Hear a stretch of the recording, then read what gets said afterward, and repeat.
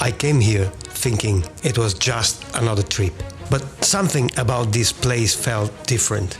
Not in what I saw, but in what it made me think.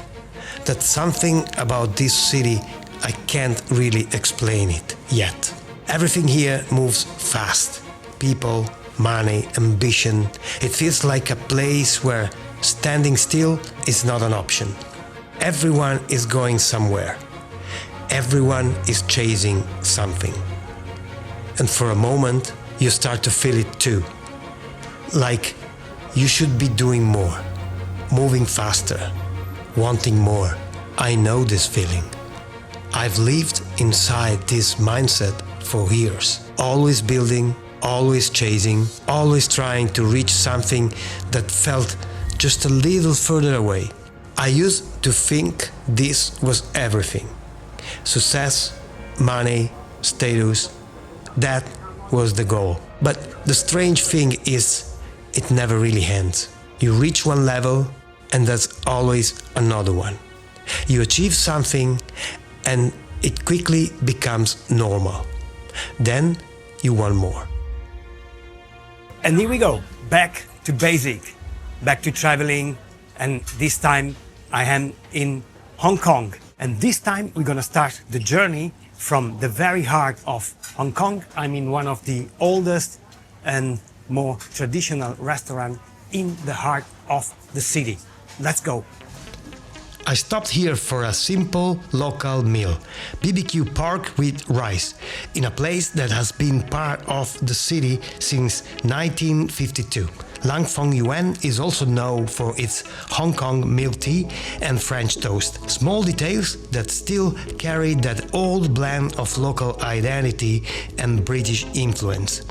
Stepping down here feels like entering a different layer of the city. Down here, the basement opens into a small food court, a concept that feels very familiar across Southeast Asia, with other restaurants, a good coffee bar, and a few cool vintage and fashion shops. The atmosphere feels more relaxed, more local, still mixed with a bit of tourism, but without the overwhelming mass outside on Nathan Road. But more than the food itself, what stayed with me was the contrast. Just a few steps below one of the busiest and most touristy streets, the rhythm of the city suddenly feels different.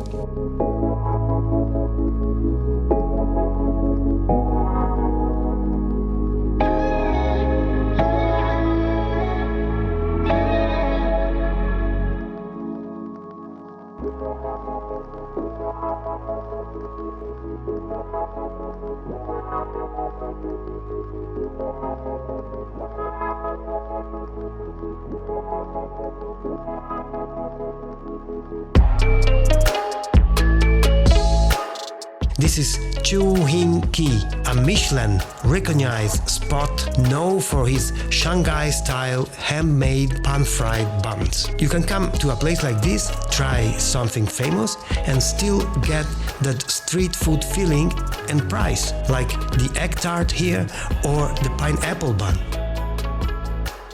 In the short time I spent here, in the middle of Hong Kong's constant movement, I've seen people lining up for the latest trendy bite, fashion accessories, phones or dresses, paying a premium simply because it's the popular things to do.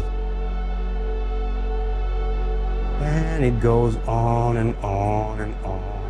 It makes me grateful for slowing down and choosing not to chase the hype, while others spend so much just for an Instagram-worthy coffee, donut, or the latest Labubu.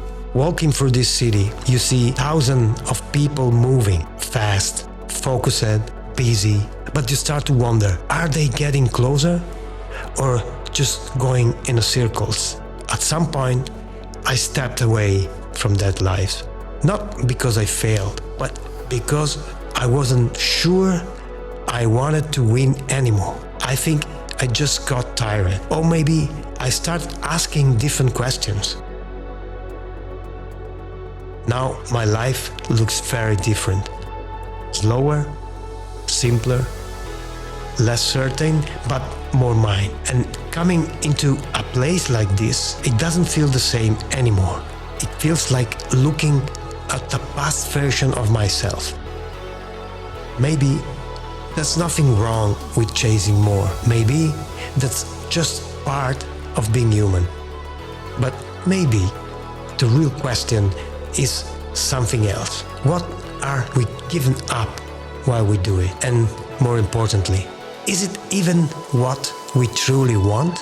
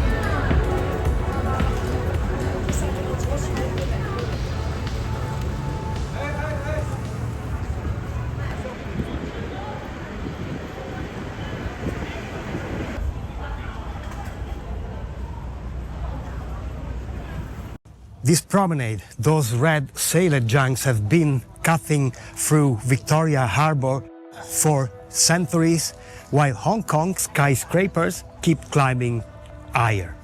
But get this, Hong Kong hides 263 islands behind that skyline, from massive Lantau to secret outlying gems.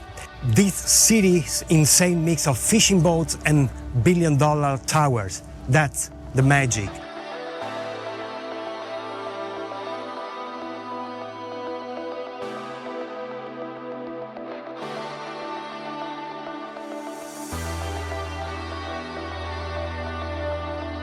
Hong Kong is built on contrast.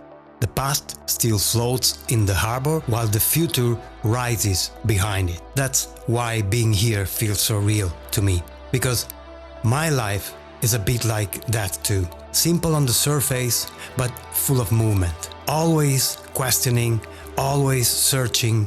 Sometimes I ask myself what I'm missing, but every time I travel, every time I step further from comfort, every time I feel that spark of the unknown, I find the same answer. Nothing. I'm where I'm supposed to be. Free to explore, free to grow, free to feel like myself again. And in a city like this, that feeling is impossible to ignore. And yet, I know there's still more to discover. Because beyond this skyline, that's another Hong Kong waiting. Its island, its quieter rhythm, its hidden side. That's where I'm going next. Thanks for watching, guys. And as always, I hope to see you in the next one.